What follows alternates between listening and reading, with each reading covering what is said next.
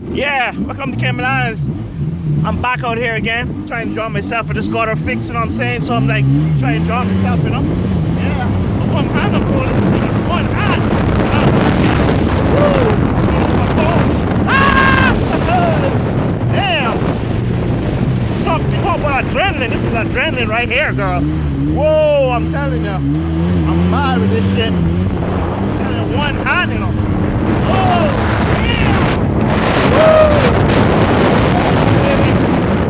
It's called mad enough, you know what I'm saying? Yeah, she ain't fast, but she go about 40 miles per hour full speed in 3 seconds. So, yeah, I get some air right now, you know what I'm saying? But, yeah, that's how I do my time, you know what I'm saying? Let's enjoy life, enjoy, you know?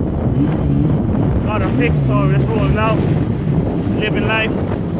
Even though it's stressed out, but we still gotta make it all right. Yeah. Here we go again. Whoa! Damn! Whoa! Yeah, I hope you don't call the police now, man. I'm right by the shadow reef, you know what I'm saying? Yeah. It's all good, though. We know how to run this thing. Yeah, one time.